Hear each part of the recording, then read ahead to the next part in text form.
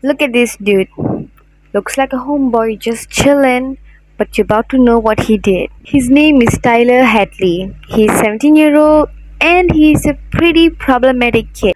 On July 16, 2011, Tyler was planning to throw a party at his house. He was about to throw the party on the weekend, and Tyler was excited and he was telling his friends about it, but nobody seemed to believe him because his parents were increasingly strict on him. So the friends thought that he would probably just drop the plan. But he didn't. And surprisingly, on Facebook, he updated saying, "Party at my crib tonight, baby." And a few hours later, he updated again saying that it is confirmed on. And some of his close friends were concerned that asked him that if his parents would be back home before the party was over, and he said not to worry. In the end, the party was successfully on, and about 60 teenagers attended it. And most of them were strangers to Tyler. And not so long after that, the party became chaos.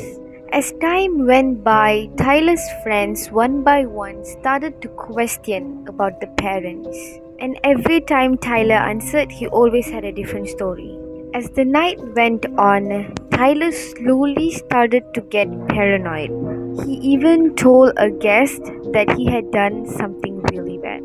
And if he get caught, he'd go away for a long time. Later, he confessed to his friend Michael. He said that, "I killed my parents." Well, of course, his friend Michael thought it was just a joke, so Tyler brought him to the master bedroom, where there were already bloodstains on the floor. And when he unlocked the door, there were a pile of blood-soaked towels.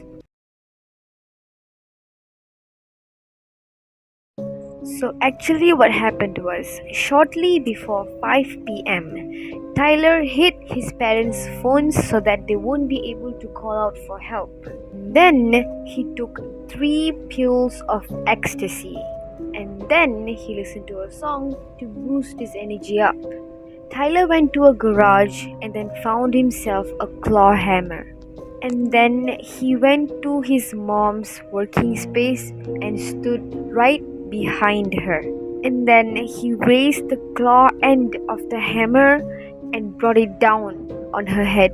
Listening to her scream, the dad rushed to come and see her, and he couldn't believe what he was looking at. Of course, the father was not prepared for this, and he asked his son why, and Tyler straight up turned behind and beat him to death.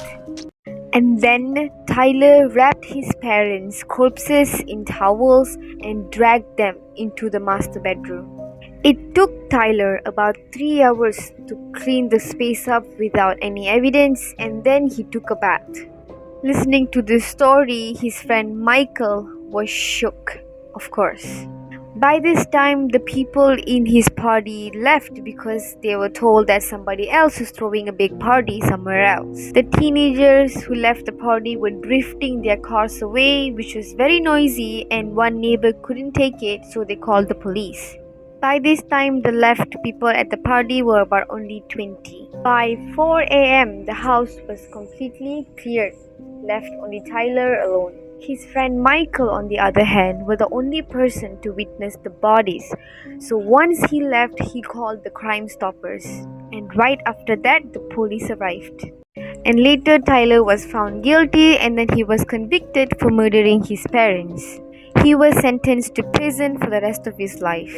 In the 2015, Tyler's house was demolished. It is said that Tyler had mental issues, and he even attended mental health abuse program. In a letter, Tyler even told that he would be apologizing for the rest of his life.